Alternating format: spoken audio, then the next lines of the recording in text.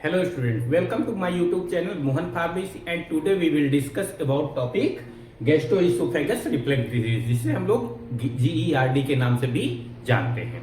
सबसे पहले हम लोग जानेंगे कि डिफिनेशन क्या होती है इसकी, तो ठीक है।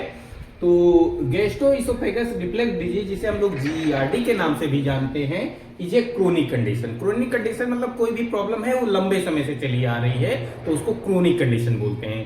तो जो GERD होती है ये क्रोनिक कंडीशन होती है, ठीक है। Where stomach acid frequently flow back, क्योंकि इसमें क्या होता है कि जो हमारा स्टमक का एसिड होता है, जैसी बात है हम खाना खाते हैं तो खाना खाने के बाद जैसे हमारे स्टमक में पहुंचता है तो खाने को ब्रेक डाउन करने के लिए, खाने को तोड़ने के लिए हमारे पेट में बहुत सारे एसिड निकलता है। एसिड क्या करता है, उस खाने को ब्रेक डाउन करवाता है, तोड़ता है। तो अगर वो एसिड क्या हो जाए, स्टमक से फिर से वापस इसोफेगस में आ जाए, जैसी सी बात है। इसोफेगस क्या होती है, फूड पाइप होता है। हमने खाना खाया, इसोफेगस के थ्रू ही क्या होता है कि हमारा जो फूड आइटम होता है वो हमारे स्टमक में जाता है। ये एक बहुत ही जीआईटी का बहुत ही इंपॉर्टेंट पार्ट है, ठीक है। पहले माउथ है, हमने खाना खाते हैं, फिर वो इसोफेगस के थ्रू हमारे स्टमक में जब पहुंचता है। स्टमक के बाद का जीआईटी का पार्ट होता है वो होता है स्मॉल इंटेस्टाइन, फिर लार्ज इंटेस्टाइन, उसके बाद एनस, ठीक है। तो क्या होता है इसमें, जब खाना हमारे स्टमक में गया, एसिड निकला, तो एसिड निकलने के बाद अगर फिर से खाना हमारे इसोफेगस में आता है, फिर से वापस हमारा खाना एसिड में मिलने के बाद अगर इसोफेगस में आता है तो जाहिर सी बात है उसके साथ में एसिड भी पहुंचेगा, और एसिड अगर इसोफेगस में पहुंचेगा तो वहां पे इरिटेशन कॉज करवाएगा, ठीक है। तो इसमें वही कंडीशन होती है कि जो हमारा खाना है, जो हमारा एसिड है, स्टमक का जो एसिड है वो फ्रिक्वेंटली मतलब बहुत आसानी से क्या हो जाता है, फ्लो बैक होने लगता है, वापस आने लगता है इनटू द इसोफेगस। कहां पे, इसोफेगस में आने लगता है, ठीक है। हम लोग समझते हैं कि सिम्टम कौन कौन से होते हैं, ऐसे कौन से सिम्टम है जिससे हम लोग समझ पाए कि हमें गैस्ट्रोइसोफेगस रिफ्लक्स डिजीज हो रही है या हो गई है, ठीक है। तो चलो देखते हैं इसके बाद क्या है। कॉमन सिम्टम में क्या है, तो common symptom include burning chest sensation. हमारा जो चेस्ट है, हमारा जो चेस्ट में क्या है, बर्निंग सेंसेशन होता है, जलन फील होती है, ठीक है। यूजुअली आमतौर पर आफ्टर ईटिंग, आमतौर पर क्या होगा, खाने के बाद में ही हमारे जो चेस्ट में है बर्निंग सेंसेशन होगा, ठीक है। Which may be worsen at night, और हो सकता है कि टाइम के साथ और ज्यादा वर्स हो जाए और ज्यादा बढ़ जाए, ठीक है। कहा, किस समय, नाइट के समय, रात में, ठीक है। रिगार्डिटेशन। इसके बाद क्या है, पैथोजिनेसिस, इटियोपैथोजिनेसिस, मतलब क्या कारण है कि ये हमारा हो रहा है, जीआरडी की कंडीशन क्यों हो रही है, तो ये हम लोग समझते हैं, ठीक है। तो GERD is primarily called by weak and inappropriate relaxing lower sphincter muscles. GERD जो होता है प्राइमरी मतलब मुख्य रूप से कॉज मतलब होता है by the weak and inappropriate. Weak मतलब कमजोर होने की वजह से या अच्छे से वर्क ना कर पाने की वजह से। क्या अच्छे से वर्क ना कर पाने की वजह से, relaxing lower sphincter, oesophagus sphincter. ये यहां से हम लोग समझ सकते हैं इसको कि ये जो मान लीजिए ये हमने माउथ से खाना खाया, फूड खाया, उसके बाद में ये जो पाइप है ये यहां से यहां तक, ये इसको बोलते हैं क्या, इसोफेगस। यही हमारा फूड को हमारे स्टमक में लेके आता है, ये स्टमक है, ठीक है। तो ये क्या हुआ कि ये खाने को लेकर के आया, खाने को ले आने के बाद में क्या है, ये जो लोअर इसोफेगस स्पिंचर होता है, इसका काम ये होता है कि ये जैसे ही खाना हमारे स्टमक में पहुंचा उसके बाद ये यहाँ पे जो लोअर स्पिंचर इसोफेगस स्पिंचर है ये फिर ब्लॉक कर दे रास्ते को, ये इसोफेगस और स्टमक के बीच के रास्ते को क्या कर दे, ब्लॉक कर दे। जैसे कि जिसके कारण ये होगा कि जैसे कि हमारा खाना इसमें आया, खाने आने के बाद यहाँ पे ये जो पॉइंट है ये क्या है, एसिड है, ठीक है। आमतौर पे HCl हमारे स्टमक में निकलता है, ठीक है। तो ये जो एसिड है ये हमारे फूड आइटम के साथ क्या हो जाएंगे, मिल जाएंगे पूरी तरह से।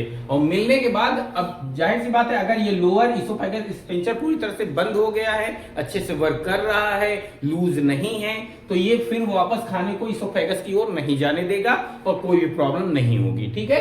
लेकिन प्रॉब्लम कब हो जाती है, जब ये यहां से हम लोग समझते हैं कि जब हमारा ये जो लोअर इसोफेगस स्पिंचर है open all allowing acid reflex, मतलब जो ये लोअर स्पिंचर इसोफेगस स्पिंचर है, यहाँ पे से हम लोग समझ सकते हैं ये क्या होता है कि ये लूज हो जाती है, ये यहाँ पे है ना, वीक हो जाती है, या तो ये कमजोर हो जाती है, या तो इनअप्रोप्रिएट मतलब ये इनअप्रोप्रिएट या इनप्रॉपरली मतलब अच्छे से काम नहीं कर पाती है, ठीक है, या लूज हो जाती है। तो ये क्या करती है, लोअर इसोफेगस स्पिंचर क्या हो जाती है, या तो ये लूज हो जाती है, या तो ये अच्छे से वर्क नहीं करती है, जिसकी वजह से ये जो बंद होना होता है ये यहाँ पे बंद नहीं हो पाता है, जिससे कि खाना वापस जाने लगता है, या एसिड जो स्टमक का एसिड होता है वो फिर से रिफ्लेक्स करने लगता है, ऊपर की ओर इसोफेगस में पहुंचने लगता है, और इसोफेगस में पहुंचने के बाद वो फिर वहां पर क्या कर देगा, बर्निंग सेंसेशन कॉज करेगा, जिससे कि हमको चेस्ट बर्न की तरह मतलब फील होगा कि चेस्ट में हमारे बर्निंग हो रही है, तो कुछ इस तरह से फील होगा, ठीक है। तो ये यहां पे हो गया, ठीक है।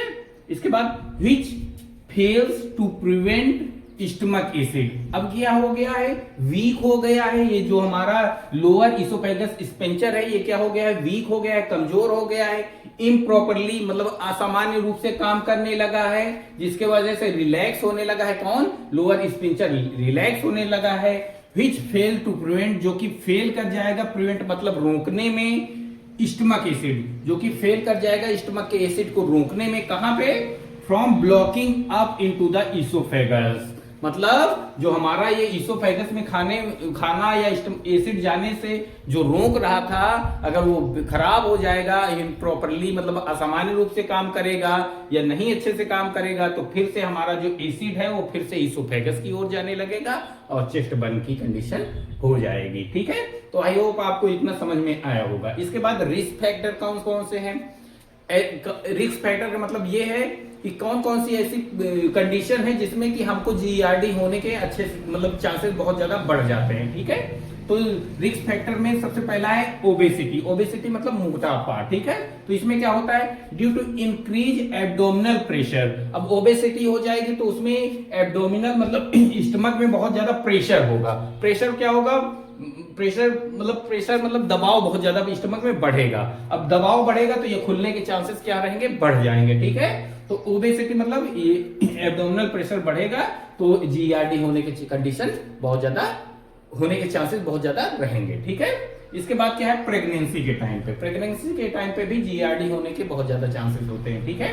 इसके बाद स्मोकिंग, कोई भी अगर स्मोक कर रहा है तो बहुत ज्यादा उसको मतलब बॉडी के अंदर बहुत ज्यादा एसिड सिक्रीट होने के चांसेस रहते हैं, तो इसलिए भी स्मोकिंग अगर कोई कर रहा है तो जीईआरडी होने के चांसेस रहते हैं, ठीक है। इसके बाद हीटल हार्निया है, हीटल हार्निया में भी क्या होता है कि ये जो स्टमक का प्रेशर रहता है वो बहुत ज्यादा ऊपर की ओर बढ़ता रहता है, या ऊपर की ओर बहुत ज्यादा दबाव रहता है, जिसकी वजह से भी एसिड का रिफ्लेक्स होने के चांसेस बहुत ज्यादा बढ़ जाते हैं, कहां पे, इसोफेगस में, ठीक है।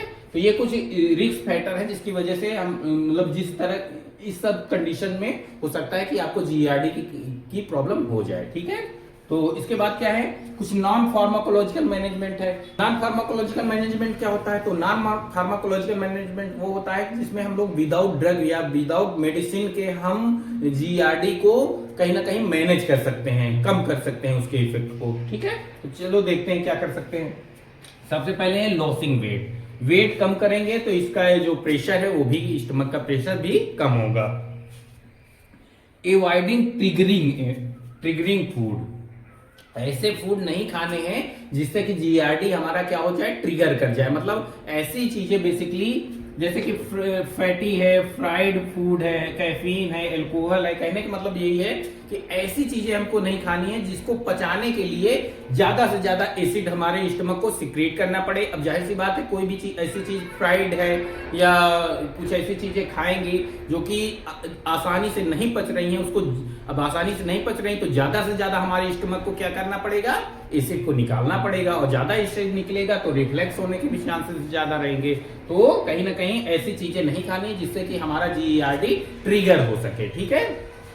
इसके बाद ईटिंग स्मॉल मील, कभी भी हम खाएं तो थोड़े थोड़े मात्रा में खाएं, चाहे कई बार दिन में खाएं लेकिन थोड़ी थोड़ी अमाउंट में हम लोग खाने मतलब मील अपनी लें, खाना अपना खाएं, ठीक है। Avoiding laying down immediately after eating. बहुत से ऐसे लोग होते हैं कि खाना खाया वहीं पे लेट गए, तो लेटना नहीं है, थोड़ा सा टहलना होता है। आमतौर पे भी सभी लोग बोलते रहते हैं कि खाना खाने के बाद थोड़ा सा टहलना जरूरी होता है, जिससे कि खाना एटलीस्ट अपनी जगह पे अच्छे से सेटल हो जाए। तो कहीं ना कहीं ये है कि अगर कोई ऐसा है कि खाना खाने के तुरंत बाद वहीं पे लेट जा रहा है, तो उसको भी ये चांसेस रहते हैं कि उसको जीआरडी होने के अच्छे चांसेस रहते हैं। ठीक है, इसके बाद क्या है, फार्माकोलॉजिकल मैनेजमेंट। फार्माकोलॉजिकल मैनेजमेंट में क्या है कि हम लोग दवा के आधार पर या कोई भी मेडिसिन को लेकर के हम लोग जीआरडी को मैनेज करेंगे। कहीं ना कहीं सब इसमें क्या करना है, बेसिकली इसमें जो एसिड की मात्रा है उसको कम किया जाएगा, जिससे कि ऊपर रिफ्लेक्स होने के चांसेस कम हो। ठीक है, सबसे पहले क्या है, एंटा एसिड। एंटा एसिड क्या होता है, एंटा एसिड वो होता है जो कि एसिड के इफेक्ट को न्यूट्रलाइज करता है। एसिड को कौन न्यूट्रलाइज करेगा, बेसिक आइटम न्यूट्रलाइज करेंगे। ठीक है, एंटा एसिड जो रहेंगे, कभी कभी जो लोग बोलते हैं कि यहाँ पे बहुत ज्यादा बर्निंग फील हो रहा है, गले में बहुत ज्यादा जलन हो रही है, तो उसमें एंटा एसिड दिया जाता है, क्योंकि एसिड का रिफ्लेक्स हुआ होता है जिसके वो जलन गले में हमारे फील हो करवाता है या चेस्ट में फील करवाता है, तो वहां पे एंटा एसिड लेंगे। एंटा एसिड क्या रहेंगे, बेसिक आइटम रहते हैं। ठीक है, ठीक। इसके बाद क्या है, कैल्शियम कार्बोनेट। एंटा एसिड में सबसे पहला है कैल्शियम कार्बोनेट है, एल्युमिनियम हाइड्रोक्साइड है ना, मैग्नीशियम हाइड्रोक्साइड, ये सभी के टेबलेट्स आते हैं और बहुत चूस करके खाने वाले होते हैं, है ना, एंटा एसिड के। तो उसको आदमी चूसता है तो क्या होता है कि वो बेस रहता है, बेस नीचे जाता है, तो जहां जहां पे भी एसिड रहेगा उसमें बेस मिलेगा तो वो न्यूट्रलाइज होता जाएगा एसिड। ठीक है, तो एंटा एसिड पहले हो गए। दूसरा है H2 ब्लॉकर। H2 ब्लॉकर का क्या काम क्या होता है कि H2 ब्लॉकर जो होते हैं वो हिस्टामिन के सिक्रेशन को रोकते हैं। हिस्टामिन निकलेगा तो बहुत ज्यादा एसिड भी निकलेगा। ठीक है, तो इसलिए हिस्टामिन को ये रोकने वाले होते हैं। इसमें कौन कौन से हैं, रेनेटिडीन बहुत ज्यादा यूज होता है, एसिलाक के रूप में जो आता है, एसिलाक जो टेबलेट होता है उसमें रेनेटिडीन होता है। ठीक है, तो रेनेटिडीन, फेमेटिडीन, सिमेटिडीन, निजाटिडीन, ये सब क्या है, H2 ब्लॉकर हैं। इसके बाद क्या है, प्रोटॉन पंप इनहिबिटर।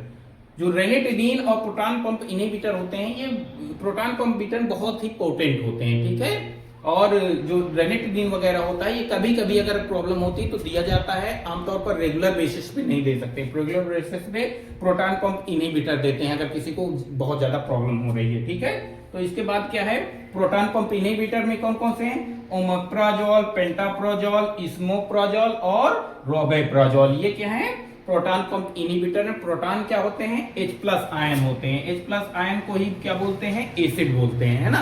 तो ये डायरेक्ट जाकर के इनका काम क्या होता है, अब ये H2 जो ब्लॉकर था वो हिस्टामिन को रोक रहा था, लेकिन ये जो प्रोटॉन पंप इनहिबिटर है ये जहां से एसिड निकल रहा है उसी को ब्लॉक करते हैं। ठीक है, तो ये कुछ इस प्रकार से ओमेप्राजोल, पेंटाप्रोजोल, इसमोप्राजोल और रोबेप्राजोल हो गए पीपीआईज। तो आई होप आपको ये गैस्ट्रोइसोफेगस रिफ्लेक्स डिजीज आपको समझ में आ गई होगी, जिसको हम लोग जीईआरडी के नाम से जानते हैं। और अगर आपको कोई भी और भी टॉपिक के बारे में वीडियो चाहिए तो आप लोग कमेंट करें, और आपको अगर ये वीडियो पसंद आया हो तो लाइक, सब्सक्राइब एंड शेयर करें। धन्यवाद।